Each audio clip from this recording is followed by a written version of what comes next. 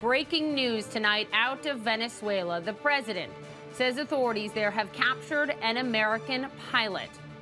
I want to give you a little bit of context here. Then we're going to go to our Juan Carlos Lopez, who is an anchor for CNN Espanol. He'll bring us all the details, what we know at this hour.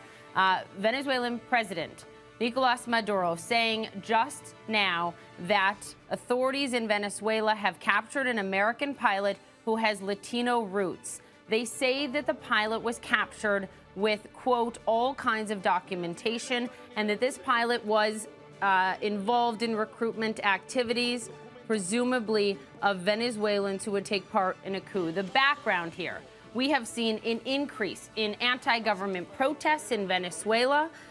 The United States House and Senate have passed sanctions against Venezuela.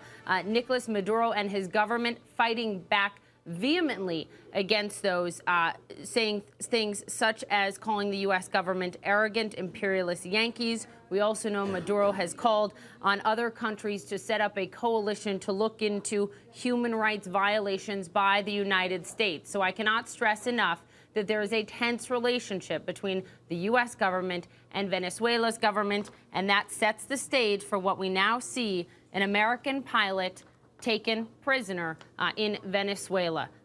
I think on the phone we have Juan Carlos Lopez. He is an anchor and correspondent for CNN Espanol. What do we know at this point in time?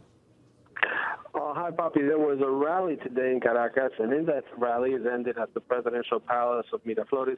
President Maduro announced, as part of his speech, and in the speech he also said that he was imposing a visa requirement for Americans traveling to Venezuela, that an American pilot of Latino origin had captured on the border with Colombia, the Táchira state, and that he was cooperating with authorities. But it's not the first time that something like this comes out from the Venezuelan government. Now, this pilot has not been identified. There hasn't been any more information on his apparent activities. But it has been a very tense week between the U.S. and Venezuela. The Congress approved sanctions that include denying visas or eliminating visas for anyone who the U.S. government determines has violated human rights in Venezuela. And the response from President Maduro today was to impose a visa requirement for Americans traveling to that country, right, and an insistence on an alleged coup against his country. But so far, evidence has been very scarce.